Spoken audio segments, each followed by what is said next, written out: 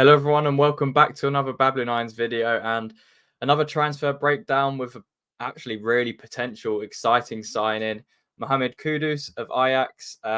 It was rumored that he was going to be heading to Brighton after they agreed a fee, but looks like things stalled on that front and personal terms couldn't be agreed or something. And now with the Lucas Paqueta situation where it's at, it could be that we need to reinforce, and it actually might not be more of the Lucas Paqueta replacement. It might actually be the Jared Bowen replacement at right wing, and we'll get into why very shortly. But this is the news that came out from X, obviously tweeted from West Ham Central, saying that we could be set to make a move for Kudus, and the Ghanaian stood out in matches when we were watching Alvarez and scouting him.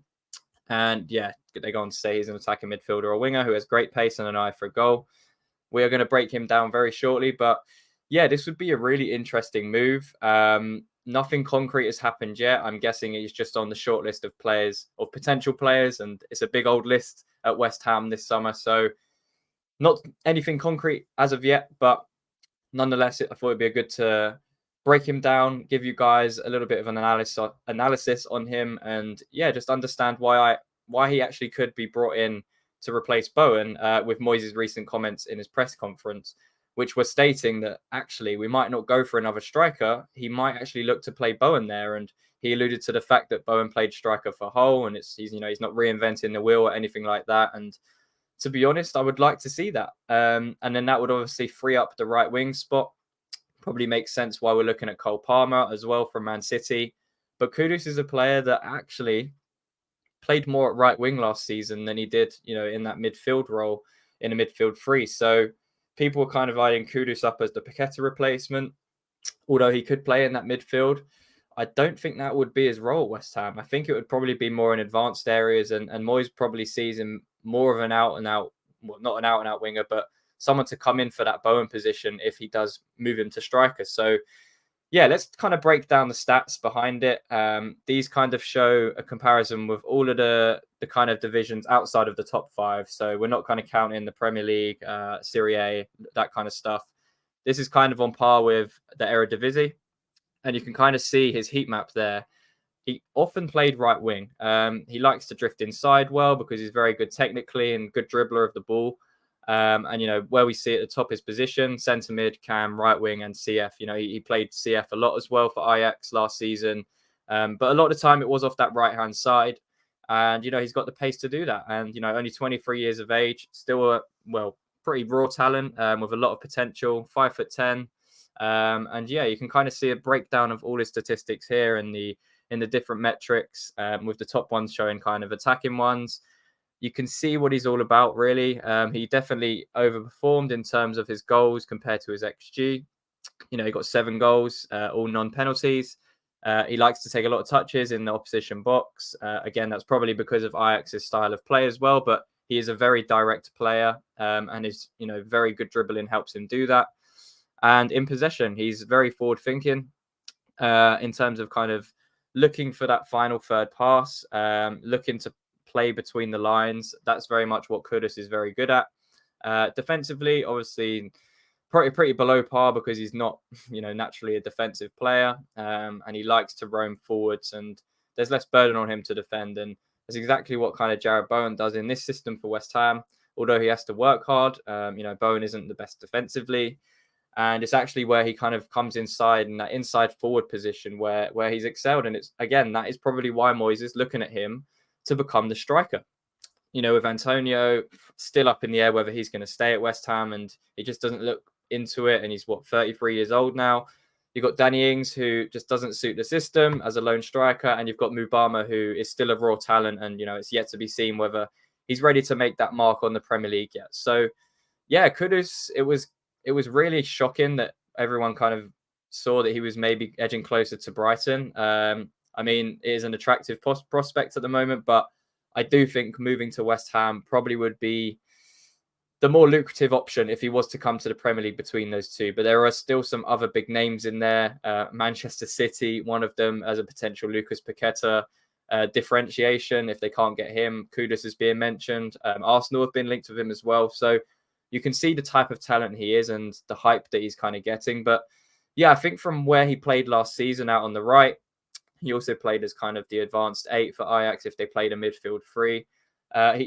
He really does excel in the wider positions, and from what we've seen, he's very good at being direct, and he would add a lot more pace into the team. It would allow Bowen to kind of move into that striker position, which I would be really interested to see, because Bowen's best part of his game is actually his runs in behind and his finishing normally. With the exception of last year where he definitely underperformed in front of goal. But I mean, you see the finish against Bournemouth. That's the type of player we want Bowen to be, and it came from kind of a central area, and that's where you kind of want Bowen to be, alive, near and around and inside the penalty box. And if you've got a player like Kudus out on the right, it just adds a little bit more creativity to that side. And for what Bowen is good at, he lacks that creativity from really no positions, and where Kudus will pick up those positions and find those intricate passes. He has the pace to beat players, and just technically is a much better player in those tight areas. So